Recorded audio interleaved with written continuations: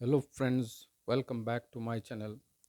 আজ আমরা এখানে রেপো রেট এবং রিভার্স রেপো রেট নিয়ে আলোচনা করব। অর্থাৎ রেপো রেট বলতে আমরা কি বুঝি, রিভার্স রেপো রেটের অর্থ কী এবং difference between repo rate and reverse repo rate এবং তার impact on the economic growth and inflation control, এই নিয়ে বিশদভাবে আলোচনা করব। তো আমরা আমাদের আলোচনা শুরু করি। What is repo rate? Repo rate is the rate at which Reserve Bank of India lends short-term money to commercial banks against collateral of government and other approved securities. অর্থাৎ রেপো রেট হলো সেই rate যেই রেটে reserve Bank of India short term money commercial ব্যাঙ্কগুলোকে দিয়ে থাকে। It is one of the key monetary policy tool used by Reserve Bank of India to regulate liquidity and control inflation in the economy.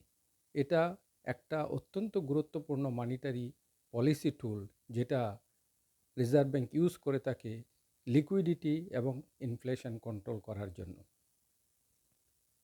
By adjusting repo rate, reserve bank can control money supply in the economy. A higher repo rate makes borrowing more expensive for commercial bank, leading to reduction in money supply and inflation. Reserve bank বিভিন্ন সময় এই repo রেটকে বাড়ায় এবং কমায় যাতে করে মানি সাপ্লাইকে control করা যায়।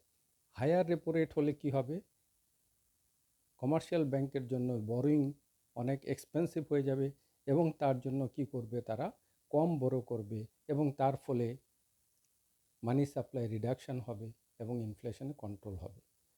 অন্যদিকে a lower repo rate makes borrowing cheaper for commercial banks, and this will in turn encourage banks to extend more credit to business and consumers, thereby increasing money supply and stimulating economic growth.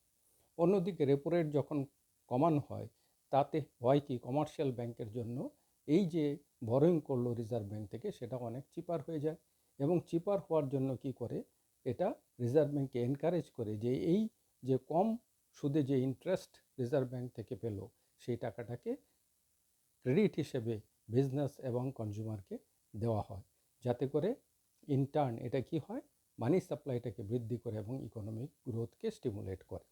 What is reverse repo rate? Reverse repo rate is the rate at which Reserve Bank of India borrows money from the commercial banks. Reserve Bank যে রেটে commercial bank থেকে মানি বড় করে সেটাকে বলা হয় reverse repo rate.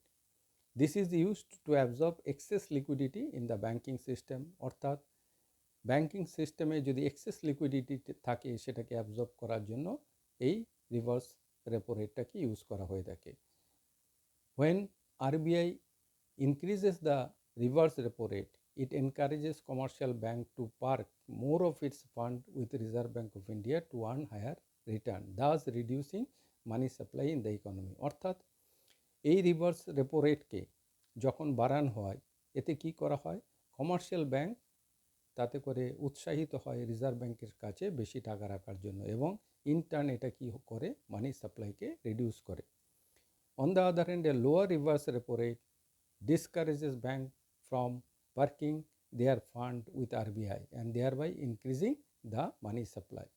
অন্যদিকে lower reverse rate commercial ব্যাংককে ডিসকারেজ করে রিজার্ভ ব্যাংকের কাছে অধিক টাকা রাখার ক্ষেত্রে এবং তার ফলে মানি সাপ্লাই ইনক্রিজ হয়। Conclusion: Thus, repo rate and reverse repo rate are the key monetary policy tool used by Reserve Bank of India to regulate liquidity, control inflation in the economy. অর্থাৎ রেপো রেট এবং reverse repo rate অত্যন্ত গুরুত্বপূর্ণ monetary policy টুল যেগুলো reserve bank use করে থাকে লিকুইডিটিকে control করার জন্য এবং ইনফ্লেশনকে কন্ট্রোল করার জন্য।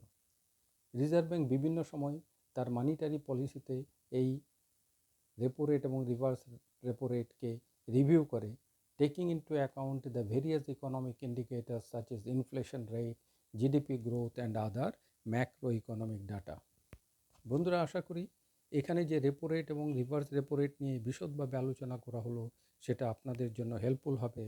যদি এই ভিডিওটি আপনাদের জন্য ইনফরমেটিভ মনে হয় তাহলে এটিকে অবশ্যই লাইক করবেন, শেয়ার করবেন এবং সেই সাথে আমার চ্যানেলকে সাবস্ক্রাইব করবেন।